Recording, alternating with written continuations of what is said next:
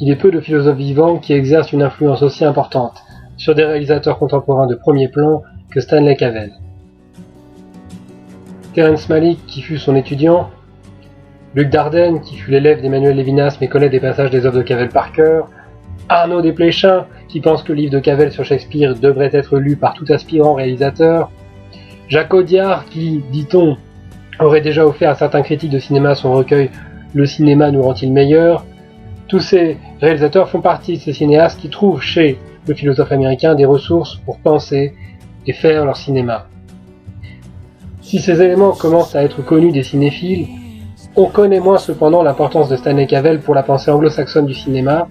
et on ignore en général que son premier chef-d'œuvre cinématographique, traduit en français sous le titre La projection du monde, est une référence incontournable d'un courant contemporain très dynamique de la philosophie du cinéma telle qu'elle est pratiquée outre-Manche et au-delà, dans des livres récents comme On Film de Stephen Mulhall, Film as Philosophy de Rupert Reed et Jerry Golinoff, ou encore New Philosophies of Film de Robert Zinnerbrink.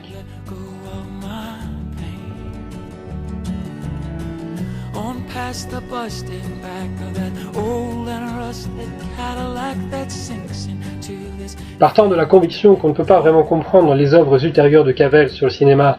sans avoir bien compris La projection du monde,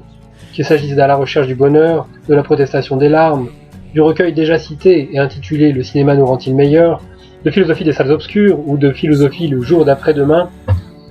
et constatant que ce chef-d'œuvre n'a pas encore reçu en France l'accueil qu'il mérite, j'ai fait le pari dans mon livre La philosophie d'après le cinéma qui paraît le 5 mai prochain, que la pensée cinématographique de Stanley Cavell est pourtant à notre portée si l'on fait l'effort de la lire lentement et patiemment. Si j'ai été précédé par l'excellent livre d'Élise Doménac, Stanley Cavell, Scepticisme et cinéma, j'ai l'audace de ne pas considérer nos deux commentaires comme redondants, mais au contraire comme complémentaires, dans la mesure où le texte d'Élise Doménac ne pouvait pas se permettre, faute de place, de suivre la projection du monde d'aussi près que j'essayais de le faire, et qu'il restitue bien mieux, en revanche, son contexte, dans toute sa richesse et sa complexité. Comme l'indique le sous-titre,